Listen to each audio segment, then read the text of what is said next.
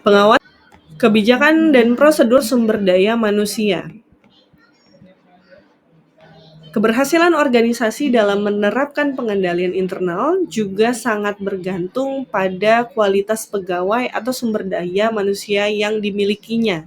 Bagaimana perusahaan mengembangkan, mempertahankan, atau memilih sumber daya manusia yang kompeten.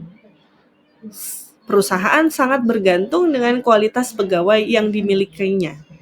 Oleh karena itu, organisasi perlu merekrut, mengembangkan, mempertahankan individu yang luar biasa berkualitas.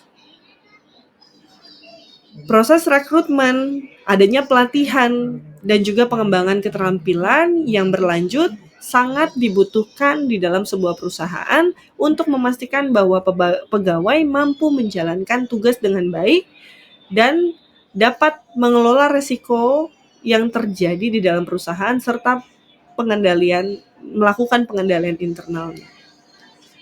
Salah satu contoh yang dapat dilakukan dari hal ini adalah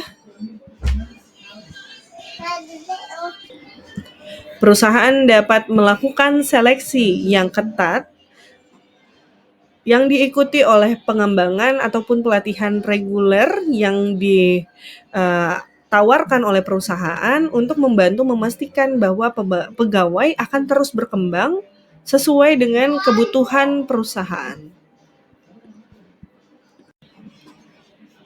Tidak hanya itu, kebijakan dan prosedur SDM yang sangat penting diterapkan di dalam sebuah perusahaan adanya perjanjian asuransi ikatan kesetiaan, di mana yang dikatakan perjanjian kesetiaan adalah kontrak yang memastikan pegawai akan mematuhi peraturan yang berlaku di dalam perusahaan dan berkomitmen akan menjaga integritas, memberikan loyalitas, dan misalnya menjaga kerahasiaan berkaitan dengan tugas yang mereka jalankan. Selanjutnya ada juga berkaitan dengan asuransi, ikatan kesetiaan, atau fidelity bond insurance yang berkaitan dengan polis asuransi yang melindungi perusahaan dari kerugian yang disebabkan tindakan kecurangan yang dilakukan oleh pegawai. Selanjutnya, menuntut dan memenjarakan pelaku. Kebijakan ini diatur bagaimana perusahaan menangani pelanggaran yang dilakukan oleh pegawai berkaitan dengan kecurangan, penggelapan, ataupun pelanggaran etika yang dilakukan oleh pegawai. Tujuannya untuk menegakkan disiplin pegawai di dalam sebuah perusahaan. Yang ketiga, pemberhentian pegawai. Pemberhentian pegawai mencakup prosedur untuk mengakhiri hubungan kerja dengan pegawai secara etis sesuai dengan peraturan yang berlaku tentunya. Kebijakan dan prosedur pemberitahuan yang tepat yang berkaitan dengan pesangon juga diperlukan untuk memastikan kelangsungan operasional perusahaan bagi pegawai yang diberhentikan. Yang keempat, berkaitan dengan liburan dan rotasi tugas. Kebijakan mengenai hal ini dirancang untuk mendukung kesejahteraan pegawai sekaligus juga menjadi mekanisme pengendalian internal yang sangat penting di dalam sebuah perusahaan. Liburan dan rotasi tugas, salah satu contoh misalnya rotasi tugas, memindahkan pegawai dari satu peran atau tanggung jawab ke peran yang lain secara berkala. Hal ini dilakukan untuk dapat mengurangi resiko kecurangan dan memberikan pengalaman kerja yang lebih luas bagi pegawai. Liburan salah satu contohnya. Juga dapat mencegah adanya kecurangan, penyalahgunaan wewenang karena saat pegawai berkaitan itu cuti,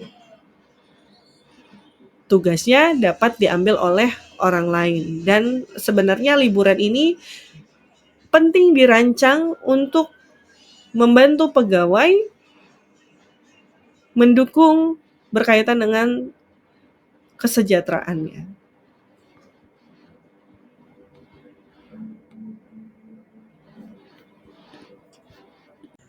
Penetapan tujuan. Penetapan tujuan ini membantu perusahaan untuk tetap berfokus pada visi dan misinya, serta mematuhi hukum. Mengelola secara efisien segala bentuk kegiatan operasionalnya dan memastikan laporan keuangan yang akurat. Penetapan tujuan dikategorikan dalam 4 kategori utama dari tujuan dalam manajemen risiko perusahaan. Yang pertama adalah tujuan kepatuhan atau yang dikatakan dengan compliance objective. Membantu perusahaan mematuhi seluruh hukum, peraturan, dan kebijakan internal yang berlaku. Tujuan kepatuhan ini mencakup kewajiban hukum yang harus dipenuhi oleh perusahaan di berbagai bidang. Misal contoh yaitu bidang perpajakan, bidang perlindungan data, peraturan lingkungan, dan lain-lain. Dengan mencapai tujuan hukum, perusahaan akan terhindar dari sanksi hukum yang berkaitan dengan peraturan yang telah ditetapkan oleh pemerintah. Selanjutnya, yang kedua ada yang dikatakan dengan tujuan operasi atau operational objective. Tujuan operational objective ini berhubungan dengan efektivitas dan efisiensi operasional perusahaan, serta menentukan bagaimana sumber daya dialokasikan secara optimal. Tujuan ini memastikan bahwa perusahaan beroperasi dengan lancar dan efisien, meminimalkan terjadinya pemborosan, dan juga memaksimalkan output